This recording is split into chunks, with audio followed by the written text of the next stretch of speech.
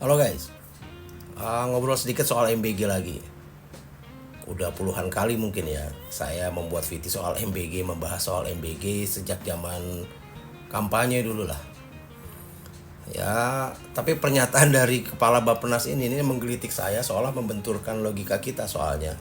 Ketika dia bilang bahwa MBG ini jauh lebih penting dari lapangan pekerjaan. Saya nggak ngerti ini logikanya di mana gitu ya.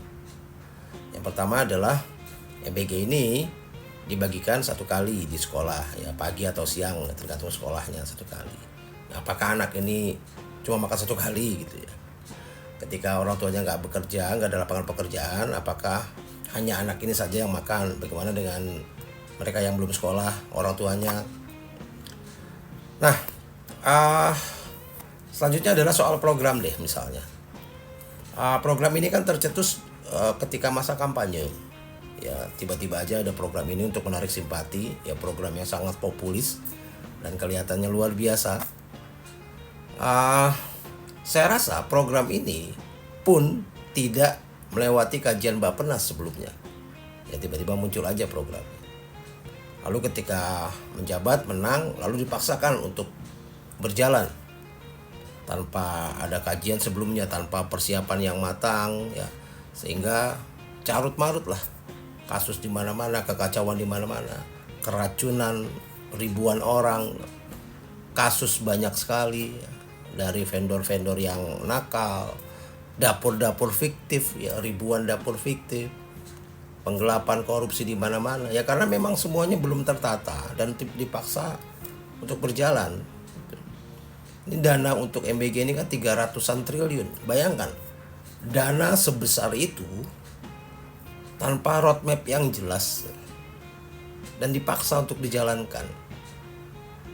Ini saya tiap ngomong kayak gini selalu dibilang provokator lah, provokasi lah dan sebagainya. Padahal ini uang pajak kalian juga loh yang digunakan. Nah, kalau kita dengar ya, tujuannya kan selalu diulang-ulang oleh Pak Prabowo juga bahwa ini untuk mencegah stunting lah, perbaikan gizi lah.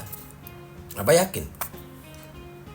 Banyak kok anak-anak yang nggak mau makan karena ya nggak, sangat tidak mencukupi gizinya, tidak enak rasanya, dan bahkan banyak takut karena resiko keracunan. Bahkan banyak yang bawa bekal dari rumah jadinya karena nggak mau makan.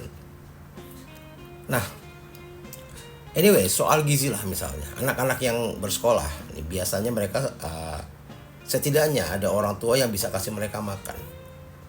Ya mereka punya akte kelahiran, setidaknya mereka punya orang tua, dan saya yakin orang tuanya pasti berjuang keras untuk bisa menghidupi anaknya. Nah, justru yang membutuhkan adalah mereka-mereka yang tidak bisa sekolah kalau menurut saya. Kita lihat tadi pinggir jalan banyak pengamen, pengemis di usia sekolah yang berkeliaran di jam-jam sekolah. Nah, mereka inilah yang membutuhkan program seperti MBG ini harusnya. Jadi sulit sekali menerima logika dari Kepala Bappenas ini bahwa MBG jauh lebih penting daripada lapangan pekerjaan. Bagaimana mungkin ya, bapaknya nggak kerja lalu anaknya makan sekali aja gitu. Anyway, kalau misalnya pun oke lah, berjalan bagus misalnya program MBG ini, gizinya tercukupi bagus. Lalu setelah anak ini sekolah nggak ada lapangan pekerjaan, mereka nggak bisa kerja, buat apa juga? Ya memang ajaib sih ya program ini.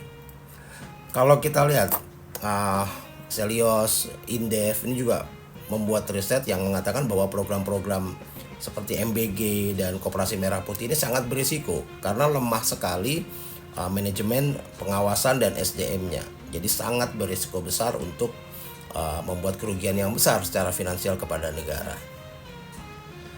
Nah, jadi pertanyaannya kenapa sih program ini harus banget berjalan gitu ya? Sebenarnya untuk siapa? Lalu kalau kita bicara soal perbaikan gizi, sebenarnya gizi siapa yang diperbaiki?